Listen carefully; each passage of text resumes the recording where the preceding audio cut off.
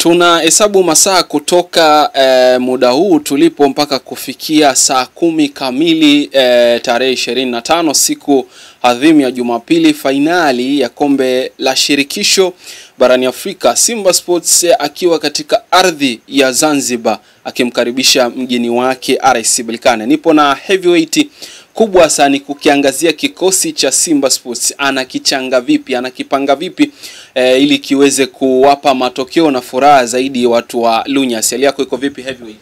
Bana, namshukuru Mwenyezi Mungu, hali yangu iko vizuri. Tunaendelea kupambana ya. Naam. Tulipata wasaa kuzungumza na uliangazia vyema zaidi madhaifu ya RS Berkane, lakini tunatamani kusikia maoni kutoka kwako. Fadlu Davis unamuona akiingiaje katika finali ya mkondo wa pili?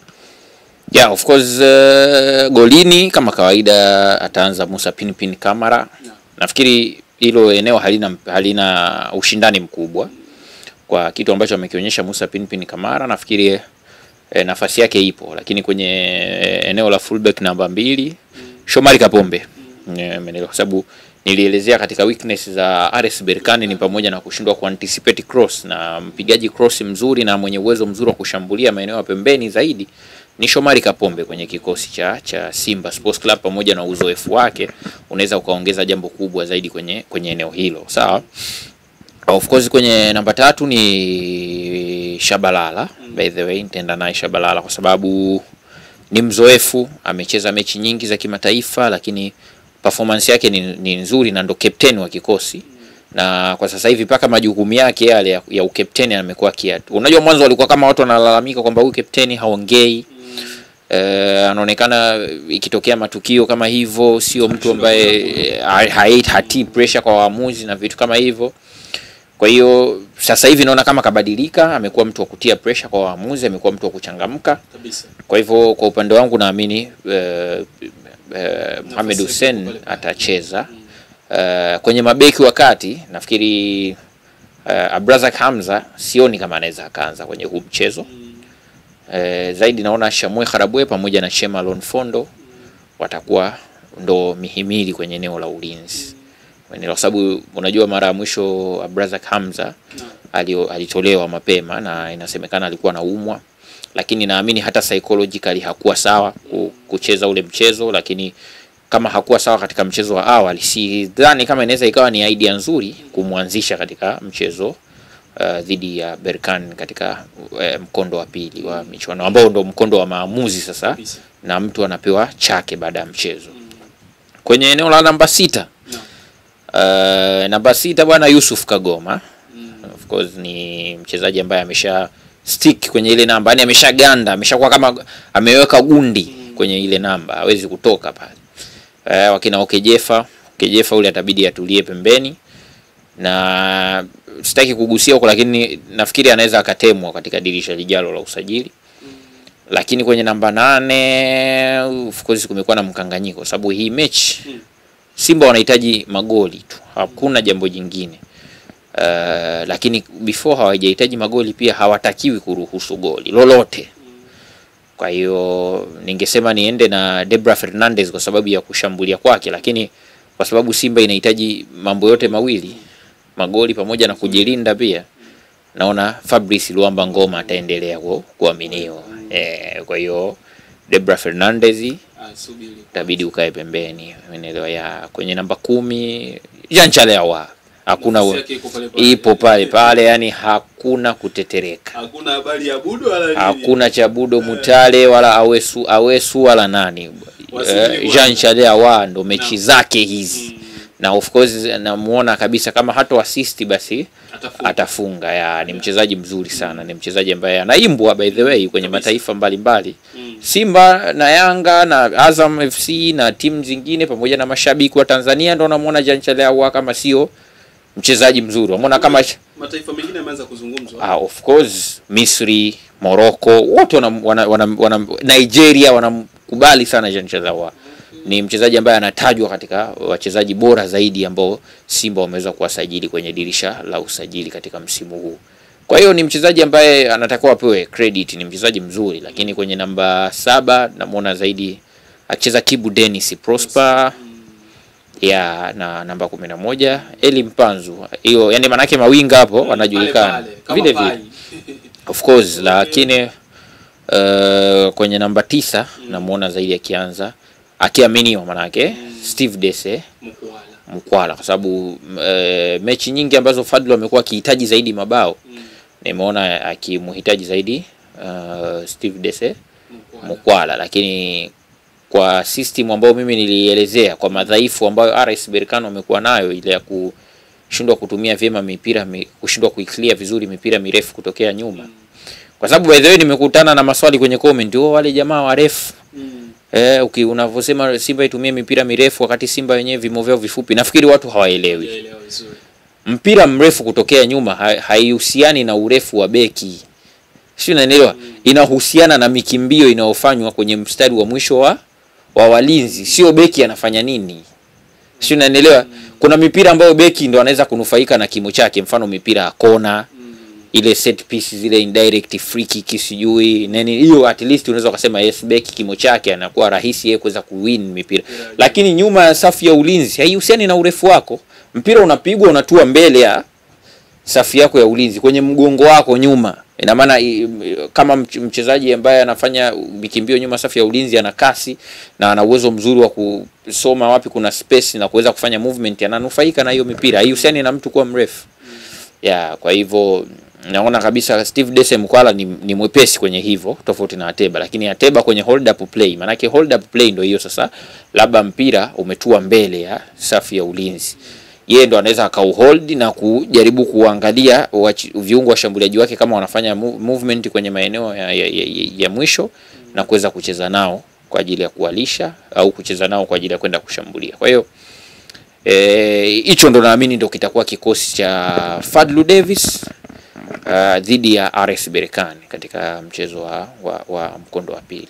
Kwenye kikosi ulichokitaja Heavyweight, tofauti yake ni yale mabadiliko ya lazima, Abdrazak Hamza kutoka na kuingia Shemalon Fondo. Watu waliamini katika mabadiliko ya kipindi cha pili yaliweza kuonyesha kitu.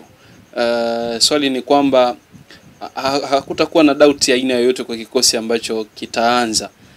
Kama dakika za mapema zaidi ziliruhusu mabao, vipi hapa kwa uwanja wa New Amani Complex? Unajua mabadiliko sio mazuri, especially unapocheza katika mechi kama hizi. Sababu mabadiliko siku zote yana impact. Inaweza mabadiliko yakafanya ukacheza vibaya zaidi, timu ikashindwa kuelewana, kwa sababu timu ambayo inaanza siku zote na timu ambayo imekufikisha finali, maana yake ni timu nzuri. Unatakiwa uiamini. Sasa unavyoanza kubadilisha matokeo yake unaweza ukajikuta unatengeneza kitu ambacho kinaweza kikaleta ushida kwenye timu na kujikuta timu inashindwa kucheza katika kiwango kizuri. Kwa hiyo ndio maana nimeona uwezekano mkubwa wa Fadlu kuendelea na kikosi kazi kile ambacho kimempa matokeo kwenye mechi nyingi ni mkubwa. Sio, unaelewa? Ni mkubwa, lakini tu kama kutakotokea substitution naona kabisa kuna nafasi ya, of course inategemea, lakini mara nyingi naona nafasi ya mabadiliko, kwa mfano kama eneo la fullback wa kushoto Mohamed Hussein kuingia Valentino Noma, ni kitu ambacho Fadlu amekuwa akikiamini sana. Amenelewa, lakini kwa sababu ni mechi ambayo Simba ipo nyumbani na inahitaji kushambulia zaidi, naona kuna mabadiliko katika eneo la kiungo, maybe labda kutoka either kiungo mkabaji Yusuf Kagoma na kuingia Debra Fernandez na Fabrice kusogea kwenye namba 6, au Fabrice kutoka kuingia Debra Fernandez na Yusuf Kagoma kuendelea kubaki kwenye namba 6 kwa ajili ya kulinda zaidi na yule Debra Fernandez kupewa majukumu ya kwenda kushambulia. Ndio vitu ambavyo vipo, lakini mabadiliko ya mshambuliaji kama alianza Steve Dese Mkwala baadaye kubadilishwa na kuingia Leonel Ateba ni jambo ambalo unaweza ukategemea. Labda na utambulisho labda wa Joshua Mutale, kutegemea na nani ambaye ata perform katika mchezo huo. Of course inategemea, kwa sababu katika eneo la mawinga ni eneo ambalo kuna competition kubwa. Kibu Dennis anaweza kukupa mechi bora sana. Unaweza kushangaa Kibu Dennis anakuwa man of the match katika mchezo huo, au Eli Mpanzo anaweza kukupa mechi bora pamoja na Kibu, kwa pamoja wote kocha akainamisha kichwa akashindwa kufanya substitution na kujikuta Joshua Mutale labda anaendelea. Na kwa kusema kweli hata Jean Charles huwa akiwa ameunderperform pia. Ni ngumu sana kusema kocha atafanya maamuzi magumu ya kumtoa. Sio, unanielewa? Kwa hiyo naweza nikasema substitution ya Joshua Mutale inategemeana, umeelewa Inaweza ikawepo, lakini inaweza isiwepo kulingana na siku hiyo wachezaji wataperform katika kiwango gani. Kuna mchambuzi nilimsikiliza akaipa Simba 3% ya kupata ubingwa wa kombe la shirikisho barani Afrika. Kwa jinsi ambavyo umepanga kikosi, maelezo uliyatoa, nafasi kwako wewe sasa, unaziona 1% ngapi kwa ngapi Simba Sports kusalisha kombe ama kombe liondoke na waliolifuata? Of course sijajua kwa nini umeanza kusema kuna mchambuzi ameipa 3%, lakini tu kama mimi naweza nikasema nafasi ya Simba kuweza kupata mabao mawili ipo. Nafasi ya Simba kuweza kupata mabao mawili ipo kwa sasa, kwa sababu Simba wana nafasi ya kuweza kupata at least mabao mawili. Maana yake still bado hayatoshi. Maana yake kama tuseme ikishinda 2-2 inakuwa ni 2-2 kwenye aggregate na kwenye penalty shootout. Kwa hiyo mimi naamini zaidi mchezo unaweza ukaamuliwa kwenye penalty shootout. Na kwa sababu mchezo unaweza ukaamuliwa kwenye penalty shootout, maana yake ni 50-50. Yoyote anaweza kuchukua kombe. Kwa hiyo yoyote anaweza kuchukua kombe. Ni 50-50. RS Berkane au Simba wote kwa sababu hata hao RS Berkane wanajua kwamba hawatokutana na mechi nyepesi. Wanajua kwamba bado, na wanajilaumu kwa nini walishinda mabao mawili, kwa sababu ni mabao ambayo ni very reasonable. Ni mabao ambayo huwezi ukasema ni kazi kubwa kuyafunga. Kwa sababu ndani ya dakika 10 za mwanzo tu kama walivyopata wao goli, Simba wanaweza kupata goli ndani ya dakika 10 za mwanzo, alafu wakawa na dakika zaidi ya 80 kupata goli jingine. Sasa imagine kama ikitokea hivyo RS Berkane watakuwa kwenye hali gani? Kwa hivyo kwangu mimi ni 50-50. Hiyo 3% ni huyo, ila mimi kwangu mimi ni 50-50. Bana, ni Dula Heavyweight. Tumekiangazia kikosi cha Simba Sports kitakachokwenda kukabiliana na RS Berkane. Tumezungumza mengi, kama utakuwa hujayapitia basi ukirudi katika video za nyuma unaweza ukaelewa kwa kina madhaifu ya RS Berkane, Simba Sports wafanye nini ili wahakikishe basi wanalipa deni kama Heavyweight alivyozungumza, na kama penalty ndo zitakwenda kuamua basi ni 50 kwa 50. Anaheshimu mpira kwa jinsi ambavyo kazungumza. Mimi naweka nukta. Una la ziada Heavyweight? Hapana. Langu jina ni Jafet Mipango, mwenzangu kwa upande wa kamera ni Augusto Tabibu. Mfuate Heavyweight_Dula Instagram, unampata pia Facebook.